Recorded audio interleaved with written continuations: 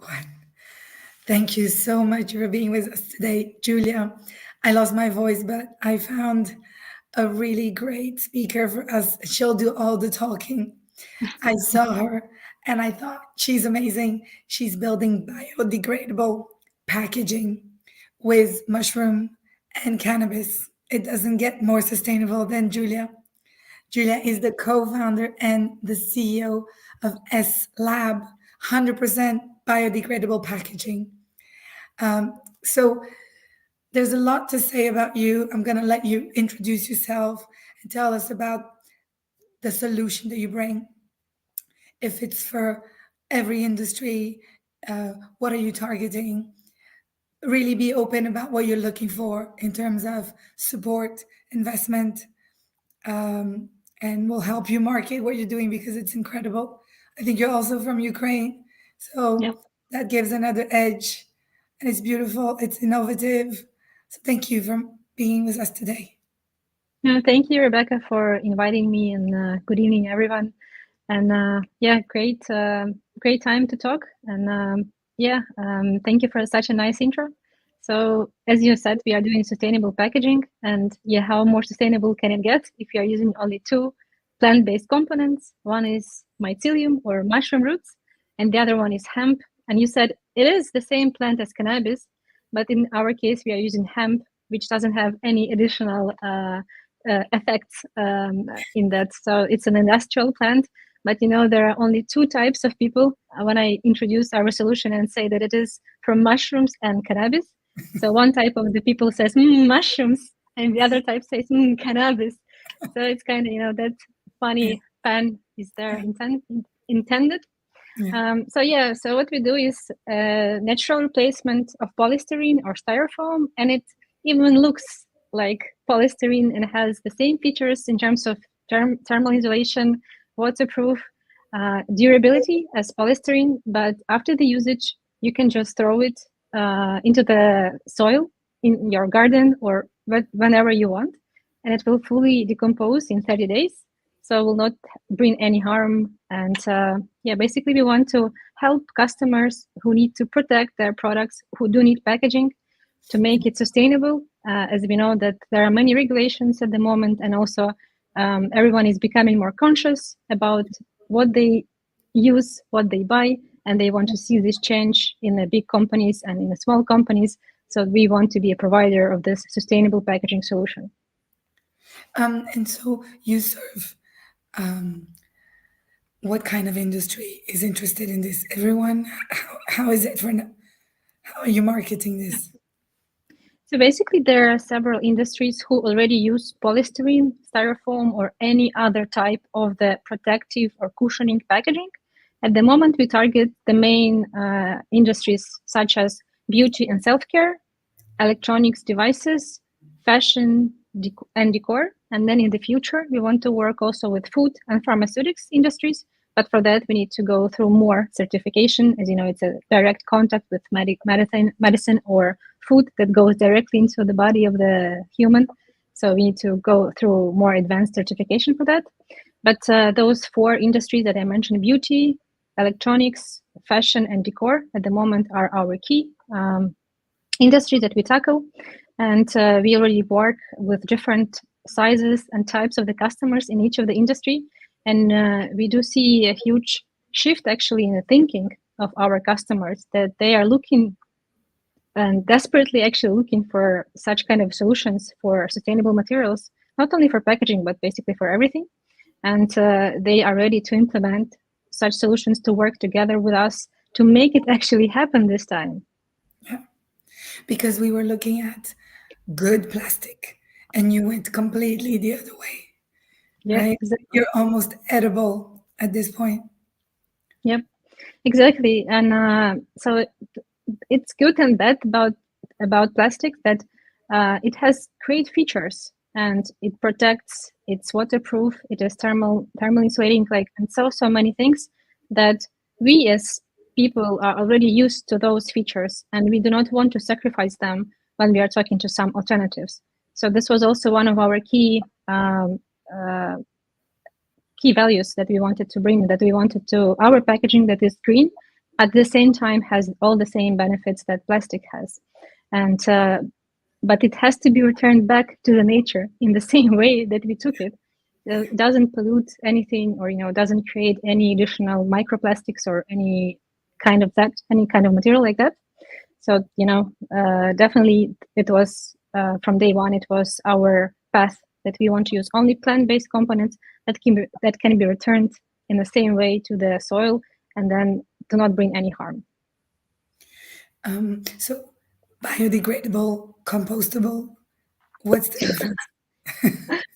Oh yeah, that's a great question. And there are so many, so much greenwashing around that, of course, around those notions. And I wouldn't blame that or say that it's necessarily a bad thing. We just don't have enough experience because these are new notions that were just brought recently. So basically, I would say I will start with compostable because it's easier to explain. And technically, every material is compostable, but there is home compostable and industrially compostable.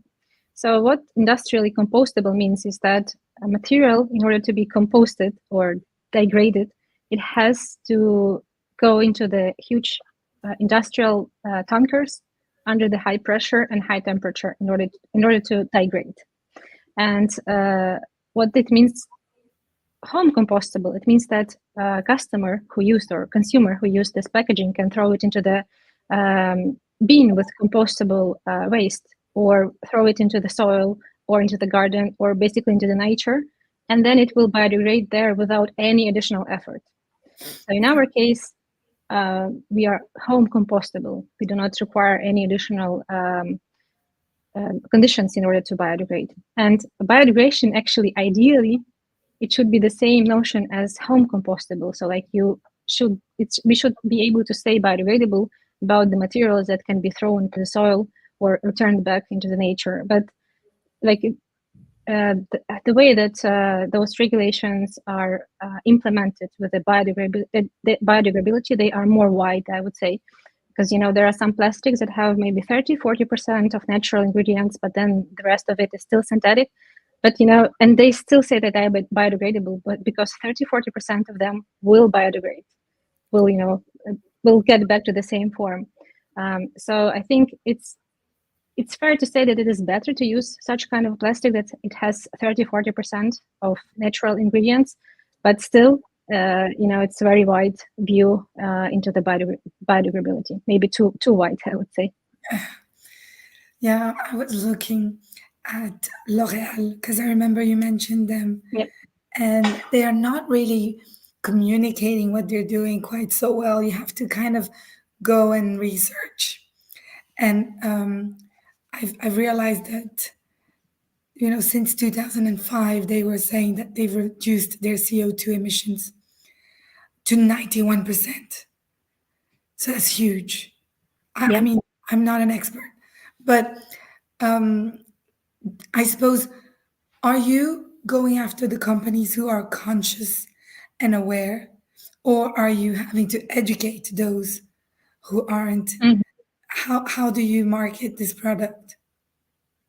Yeah. So in terms of tackling or identifying our customers, we definitely are looking for those who already have some kind of a sustainability policy in place.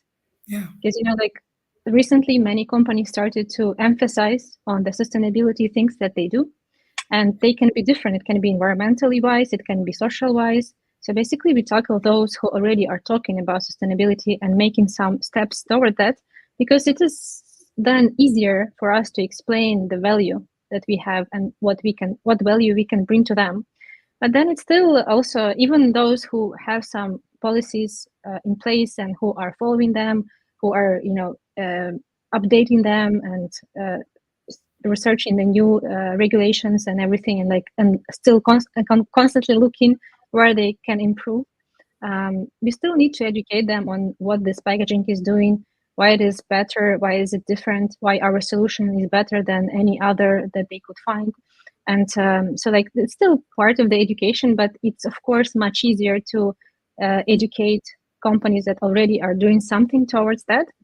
And when we are looking into big companies, um, normally they work on different kinds of sustainability, like again, socially, environmentally wise. And when we work with small, medium companies, they actually have uh, they do not necessarily have any regulations or policies in place, but they have a huge internal urge to create sustainable brands, to launch sustainable products, and they wrap it all with our packaging. So it's like win-win for everyone, that they have that need to bring sustainable products into the world, and we can actually emphasize even more the sustainable nature of their products or solutions. Do you teach them how to do the packaging, or you do it for them? Uh, we actually do all the packaging for them, but that's interesting enough that everyone is so curious about the process, because it is something so new and so unique that they actually want to hear how do we mix those mushrooms with this agricultural waste, and how do we use mushrooms, how do we cultivate them, like I get all kind of those questions, just because they are curious, they want to hear about the solution, about Yeah. this innovation. And we are actually super open to educate them, to explain, and sometimes I'm making some biology lessons, like I mean, in a simple way, of course. Yeah. So of course we do educate them and we work towards that. But I see this kind of a readiness to actually listen to me or to us about our solution, to try to comprehend what's happening, and then actually use it, not only listen and say, well, good luck, guys. But actually our customers or potential customers, they work with us in partnership to make sure that this packaging, this solution works for them and that they use it. Yeah. Because it sounds really simple, two ingredients. And what are the downsides? Is it going to be like a, in comparison to plastic, right? Mm-hmm. What can you not achieve with this solution? And also, what are the costs, right? Is it more? Is it Mm. less? If there's any Yeah, downsides? Yeah. yeah, I would say that any alternative material, alternative packaging, it has two main downsides. Every every solution, that it is not scalable, not industrially scalable, and not affordable, or as affordable as everyone would like to. And we actually knew about both of those problems when we started.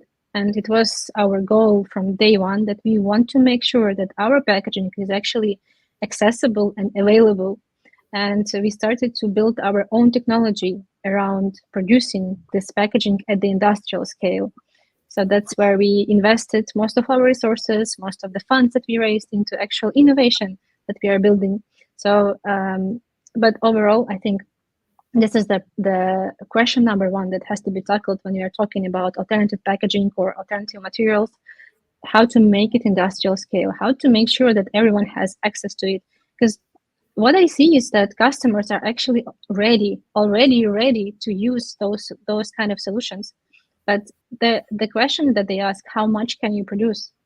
And when it is a couple of items, of course it's not reliable and it will not work for companies, because they need packaging something that is sold in a big volumes. So that's like this is, I would say, overall problem in the alternative materials. And then, as you said, that it is pricey. And well, together with all the regulations and taxation that is taking place already in EU, and it will be even more and even more strict, is Yeah. that eventually it will become more expensive to use plastic or polystyrene or styrofoam instead of green-based packaging solutions or green-based In the materials. short term, it's more expensive, but in the long term, Yeah, it's cheap. Yeah. exactly. You said it right. Yeah. Like every good thing. But yeah. So you're now not only delivering the packaging, but also trying to build the ecosystem for it to be to flourish. So Yep. to create the scale. How? So now you're based in Ukraine with your team. No, actually, we had to relocate because of the situation. Physically, our production is in Spain, but part of our team still stays in Ukraine. So we are kind of distributed at the moment. And where are you producing this packaging? In Spain, In in Spain. Malaga. It's in the south of Okay. Spain. No, I'm just asking because in terms of investment, um, I mean, people should be fighting to Yes, support you in many ways, right? I know a few people exactly. who work in impact investing. They're probably watching, but they do have certain regions that they Mm-hmm. want to focus. So, what has been your experience with attracting investment for this product? Mm-hmm. So we actually already closed our first investment round, and I will be like transparent. At the beginning, it was very tough, and actually, when we started raising, it was almost the same time as the war started in Ukraine. So basically, I started actively fundraising in May 2022, so just a couple of months after the war started. Yeah. And even when I started on May, we already had some investments from the accelerator who still invested into us despite all the situation. And it, again, at the beginning, it was really hard because I think all of the factors, it is sustainability, it is hardware, and then that we are from Ukraine. And of course, I do not blame investors for looking into that as a risk because, they have to protect their money and actually evaluate their risks. And but then actually I saw a huge shift in the thinking, in the mindset of the investors and I think customers as well. First of all, investors started to look for the startups that are working in the climate tech, in the sustainability. They actually started to want to invest, not only to say that it is important to invest into sustainability or climate tech. They actually started to vote with their money by investing into climate tech. And then like again at the beginning it was really hard, but at some moment I was just raising like that, in a couple of weeks I raised 250,000 I think, and then more and more tickets were coming in, and even now I have like several investors who want to invest still in this round, but we had to close this round, and That's I awesome. have like also pipeline on investors for the next round. So yeah, definitely I see the huge shift in the mindset towards climate tech, towards hardware, towards female founders, which is also Yeah. important. And Yeah. I think we Ukrainians as a nation proved that we are resilient and that if we can stand for our country and fight till the end, then we can definitely handle the startup and the issues that come up in this world. Yeah. You're going to be the next startup nation. It's really incredible. I'm curious to see how many startups were created during the war. When people, also, we know there's a lot of startups being born through COVID. Mine was. Yeah. So Yeah. it's incredible. What advice would you give to founders, whether or not they're female founders, but yeah, also female founders in the renewable clean tech, um, in in in your industry? Like, what route would you suggest them to take? Um, First of all, I would say, and it's again to everyone, don't be scared to be there, to Yeah, actually go to the stage, to be loud, to be vocal about your solution. This is the first thing I would say, that, I believe in that thing, that be the change that you want to see in the world. And, often people are like worried and have some doubts whether I should do that or not. But what I say that is, if you see a problem and you see the solution, then you are definitely the one who should try to make it to make a change. So like this is about the thinking, I would say. And then I would say be always focused on your potential customers or on your customers. Always do several interviews, collect feedback as soon as possible. Don't wait until you try to build the perfect product with all the nice features. Just do some simple MVP, minimum viable product. Do some presentation, do some mock-ups, just whatever you can, and go with that to the potential customers. Actually talk to them, because what you're building is not for you, not for your team, but for the customers. And you have to think of them and appreciate them on the first place. So that's the second, I would say, always talk to your customers. And then of course the team, all the coolest ideas, all the coolest solutions, all the innovation is created by the people. Even though we are living in AI era, but still the most innovative solutions are built with the human brains. So be very conscious about who you choose into your team. And I would say that even when you do not hire, still think about hiring process and building your network and talking to the people who could become who could eventually become part of your team.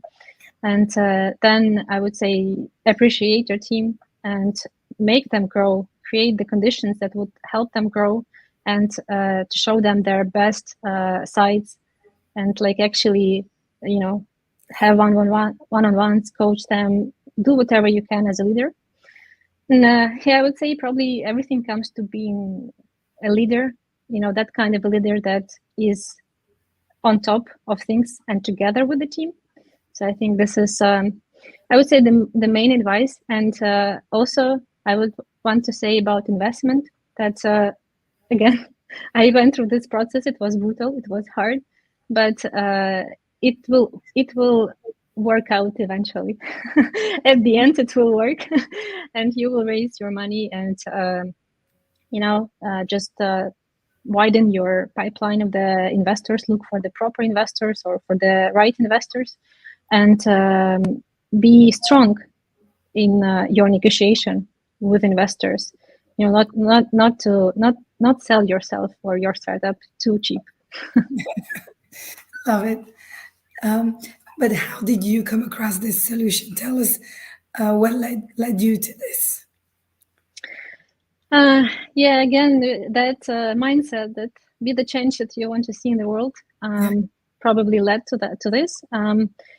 So the story begins in Indonesia, in the paradise islands of Bali. That probably everyone dreams, not everyone, but many people dream to go to. And I actually had that dream life. I think it was 6-7 years ago already, when I was working remotely and managing several distributed teams and traveling all the time. So I went to Asia for 1 year, and I was in Thailand, in Singapore, in Malaysia, and then in Bali. So I was doing surfing sessions in Bali, and I was there with my husband. So we are two co-founders, my husband and I. And he was also working remotely, so the same digital nomad style of life. And one day we went to do a surfing session, and we saw huge mountains of plastic. And it was not, a couple of plastic garbage. It was huge mountain of plastic that was brought from the ocean. And it was almost impossible to walk on the beach because of this plastic. And I saw other people doing surfing, and they were doing surfing while there were lots of plastic in the waves. And we all know how plastic that is and all of that things, but I saw this with my eyes, and it was such a devastating picture that I could not forget about it or stop thinking about it. So what we did with my husband, just started to talk about it. And again, we didn't think that we can change something, but we had this dream that maybe let's try something out. So what we did, we just made a huge amount of research. We looked for papers, technical, scientific, marketing, any information that we could find about the alternative solutions in the packaging and in the plastic. We quickly realized that there are some solutions, and again, it was 6 years ago. So of course, it was not as developed as at the moment. There were not so many startups, but still there was some work towards that, even at that time.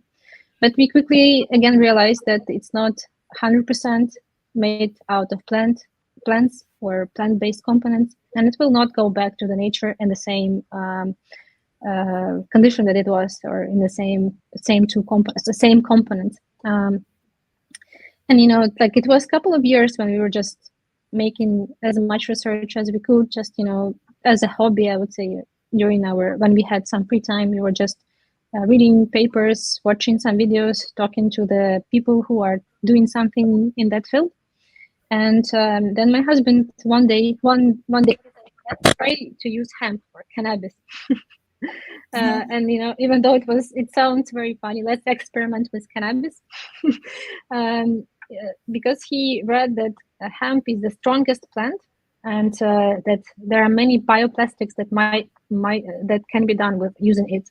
Even Henry Ford has a patent to do bioplastic using hemp, and actually BMW, the electrical model of it, the inside of it, the interior of it is made out of hemp. So we started to look into hemp, and we went to the Association of the Hemp Plants in Ukraine, and they gave us a chunk of this hemp for the experiments. We told them we have such an idea to try to come up with some new material using hemp. They just gave us this chunk of the hemp to do some experiments. And we started to, and this was literally in our kitchen. So we didn't have laboratory or anything at that point. It was just, trying to do this. So we took this hemp and were gluing this with glues that we could find in the market. And the important note here is that in order to create a new material, you need two components. One that is gives strength, and the other one that is gluing or binding everything together. So hemp was our strength, but we needed to find this gluing component. And glues that we could find on the market didn't work because they were synthetic. And what we understood that, again, this will not work. It will not create, at the end, it will not create biodegradable 100% plant-based material. So we had to go back to nature to find there something. And then that's where, looking for some research and what's been done, we found mycelium. And then we went to the Scientific Institute and explained to scientists about our idea that here we have hemp, we would like to take mycelium, and we would like to mix those and to make it somehow work. And the funniest was, it was both funny and sad that scientists said that they actually know that mycelium has such features that it can bind plants together, or some substrate kind of together, and but they never thought, of course, about doing packaging or anything out of it. They were just, it was in their laboratory or scientific work. So they grew this first mycelium for us. They made a training for us how to work with mycelium culture, and then we made several samples at home, and that's when we started our customer discovery journey. We reached out to our own network, the network of our network, and basically everyone who could give us some feedback and to look into the samples that we have and help us actually focus on what we should be doing out of this material, because we clearly understood that we have something very cool in our hands, but we need to find the best implementation of it, and we need to find what would be the best material or the best product to do out of it. And then we quickly realized that it's packaging and direct replacement of styrofoam or the foam plastic. And actually we were showing those samples, and people were willing to buy them. And for us it was like all an experiment, and we didn't even think it will work out, but people were actually ready to buy those samples. And again, this also showed us how critical is what we are doing. And we quickly got our first customers, produced packaging for them manually, and then started to work on the technology, on the innovation, on make it industrial scale. So of course it sounds like it's a kind of success and such a smooth journey, but there were so many things there, and we had several unsuccessful experiments, but at the end it worked out. So now it's a matter of bringing this to more and more customers to make them use it. It sounds so innovative and yet so simple. How can nobody think about this? But it's true. It's innovation. I heard this once. It's when two areas that don't normally touch, rap and classical music, and you put them together, and it can actually be pretty cool. So tell me about AI. Are you being pressured to add AI to the equation? That's a great question. And basically we are using AI or we are going to, no, I mean, we are not using AI itself, but since this is a technology and hardware technology. We are using lots of robotic robotic equipment, and we are programming this robotic equipment to work as we expect them to do, or we expect it to do.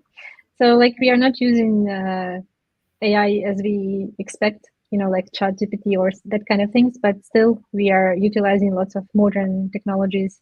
And yeah, this is also our innovation in that side, that we are taking automation and bringing to the new level as well.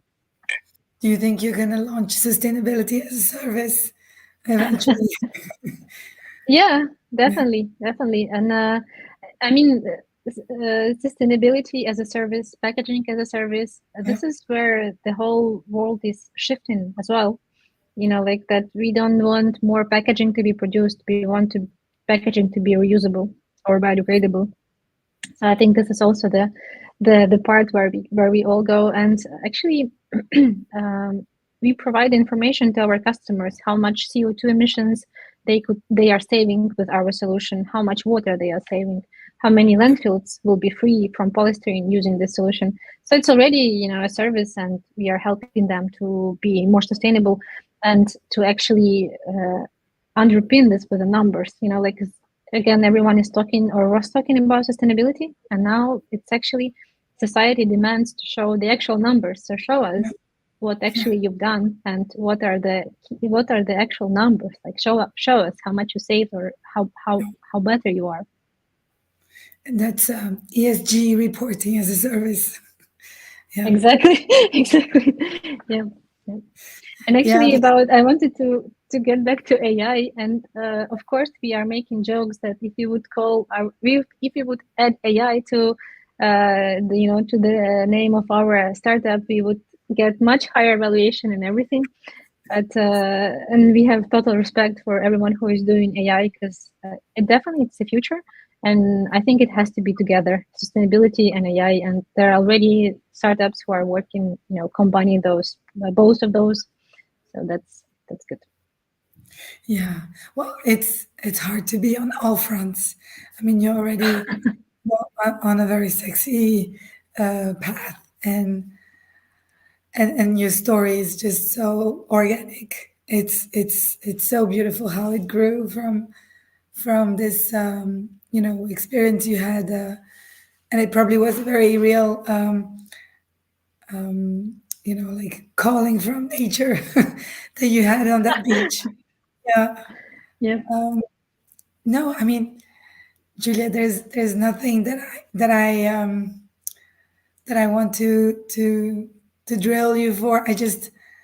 I'm really excited for what you guys are building. I can't wait to see you grow. If I had the money, I'd put it. I'll promote it, and speak to the product. I was going to ask you also about edible. How far are Hmm. you to becoming also potentially an edible packaging? Because I see this a little bit in the food space. Yeah. Yeah, definitely. I think this is also one of the key things, and I know that there are already solutions that are making, this thin, transparent film or plastic that usually you wrap like your fruits or vegetables. There are startups who are already working in that field, making this film and making it edible or water soluble. And I have total respect for those guys. This is an amazing solution, because there is so much transparent film that is used, and it's also like playing the role into the whole pollution. And technically, our packaging can also be edible. It's like, again, it's only two components. It's basically plants that grow and mushrooms that also grow. And if you eat them, nothing happens. But of course, it's not tasty, I would say. And it's interesting thing that I know that many pets at home, sometimes they can eat the packaging or swallow something, and if they eat our packaging, that nothing happens. And also interesting fact that we are using the type of the mushrooms that actually is very good for your health, because in Chinese medicine they do supplements using the same type of the mushrooms, and this is the protector from the cancer, those supplements. So you can even become healthier if you eat our packaging. But also, I think in our case, maybe it doesn't need to be editable, but it has to be allowed to have a contact with food, because again, when you buy vegetables that are packed into something already in the supermarket, normally there is some cushioning at the bottom, and then it is covered with this film. So we want to make this cushioning that is at the bottom from our packaging, from our material, and then work with some of those startups who are doing the transparent film that is organic, and then have totally 100% sustainable packaging solution for this kind of products or packaging, because it's a big amount of those bags and packaged vegetables and fruits in the supermarkets that they put in a plastic bag. and then it was in plastic bag, exactly. Never mind. But yes, when you were talking about the mushroom, I was thinking, are you cultivating those mushrooms? How are you getting a supply of mushroom? Yeah. This is my favorite question, actually, because, well, I will start that when we are saying Also, mushroom, normally, hemp mushroom. yeah, Yeah.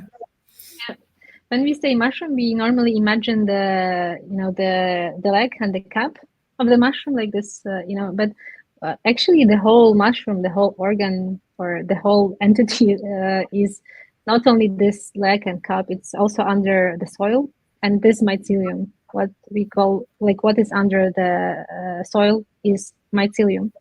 And we use only that part of this whole mushroom, only this mycelium. And it has the feature to rapidly grow when it is mixed with some agricultural component, as mycelium starts to kind of eat nutrition from this agricultural component and starts rapidly growing as you can compare it to a spider that is creating network, and mycelium also creates nets really, really rapidly and covers everything or binds everything. So we actually do not buy or do not grow mushrooms. We just recultivate mycelium in our own laboratory all the time. And we need only microscopic amounts of it, like tiny, really tiny amounts of mycelium. And then because of this feature that it rapidly grows when the conditions are met, or when there are proper conditions for mycelium, it starts to rapidly grow, and we don't need to increase it or do anything besides making sure that it has all the conditions in order to grow. So on the mycelium side, we do not source it from somewhere. We are just recultivating it in our own laboratory. And the way that our process, the industrial process, is built is that this recultivation happens automatically. So like we have supply from our own mycelium all the time. And then when it comes to the other part, the second component, agricultural waste, and we say that we use hemp, or cannabis, but we are not using only hemp or only this one plant. We can use the mix of different plants, and normally it's an agricultural waste that remains on the fields after the harvest, because we use only the straw of the plant. Normally, no one uses the straw, or there are not so many users or consumers of the straw of the stem of the plant.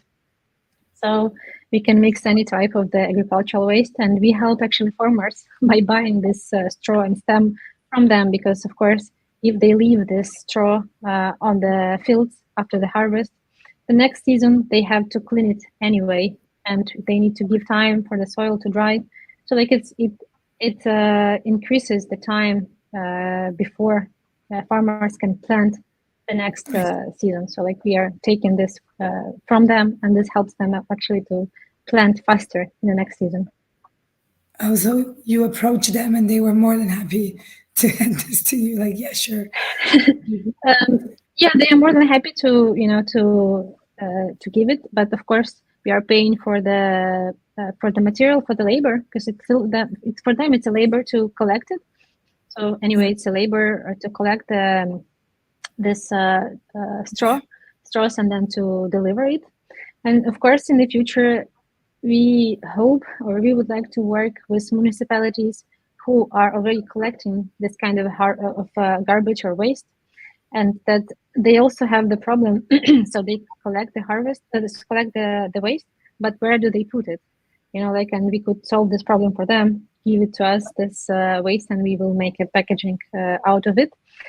So maybe we could even, make it very cheap, or maybe even get into zero or only logistic costs. And this will also make it cheaper for our customers. So that's how we are looking into possibilities in the future. Wonderful. Wow. So, if I were to, talk about your work, what could I do? If it's not to investors, to the luxury space, I suppose, and promote this type of solution to Yeah. cosmetic, or what's Yeah, I would your say, yeah. First of all, thank you for such question. And I think this is the type of the thinking or mindset that we actually want to see in the society, that how we all can be useful to new solutions, to the climate tech, to the sustainability tech. And in our case, I would say that, and probably about other solutions as well, it's raising awareness that the solution like this exists. Because definitely we know that customers are looking for potential alternatives to replace the packaging that they already use, but yeah, they might not know about us. So if we raise awareness, and just showcase the solution, make them try it, make them be used to it, because it is something new, and something new always has some of the, I would not say rejection, but maybe some doubts, like trying to implement it.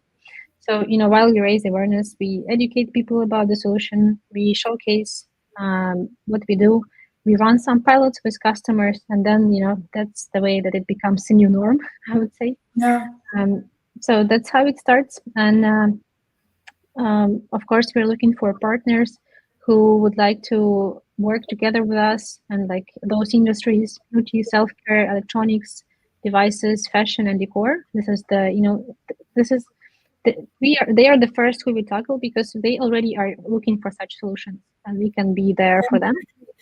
who are already aware. I Yeah. spoke to one yesterday. I'm gonna hook you up on LinkedIn with Thank you. his friend. Yeah, and I told them about the live today, and they want to watch the recording, because I said, well, I mean, I think you guys should meet for sure, because they are already sensitive to the topic. Like you, Mm-hmm. Yeah.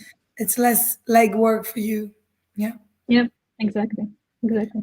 Oh, that's wonderful. I'm just so excited by what you're doing and the story behind it. It's confirming, your your um your commitment, and it just makes me feel, oh my God, I'm not doing enough. No. It's Yeah, it's beautiful that you got this awareness by just walking on the beach. yeah. So if I can support it, and I'm sure my network, whoever is watching today, will think the same. If we can support you and bring more clients, hopefully you can supply all of them, or think about different business models. Yeah. Yep. I mean, we can do this together, and we should be doing this together. So we're looking towards, or looking forward to, having as many stakeholders as we can, because there are so many parties that are involved. Yeah, and again, it's not only customers; it's also government regulations, it's investors as well, it's influencers, it's those people who have some social wage, and they can also um, invest into that. So like, definitely, and we are always looking for great people for the team. So of course, I would like to use this opportunity to say that we actually just we hired three new people recently, and we'll Okay. be looking for more as we are expanding. So yeah, Awesome. would like to see some talented people. What kind? Tell us a little bit of the profile. So at the moment, we hired business developer, operational manager, and about to hire a communicational manager. So Okay. like this were our, so all on the business side, of course. And I think we are developing on the both sides, technical and business side at the moment. So on the business side, we are also looking for more of account management support, and I would say even more into the business development, because we are, as you said, we are, you gave it a quick glance that we are developing new business models in the future where we can make packaging even more available. Yeah.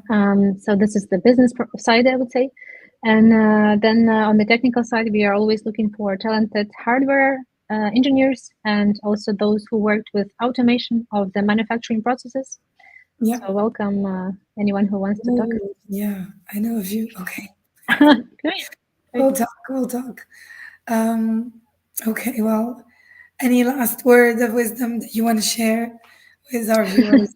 We're gonna. Yeah, not sure that that wise, but yeah, I mean, as I said, for me, started with a dream and with this will to make a change, and it was and it is still an incredible journey, and it brought so many opportunities. I spoke to so many great people, and even like having this kind of a life with you, it's an honor. It's a great opportunity, and I feel I feel so lucky, and I know that we are doing a great thing for the world. But I would say just pursue your dream Yeah. and go forward that direction, and never give up, and continue working on what you want, and just again, but don't forget to collect the feedback from the customers. 5 star.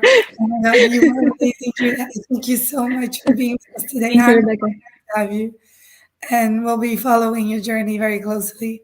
Thank you. Thank you so much. Hope you have a great evening. Thank you too. Bye bye. Bye bye.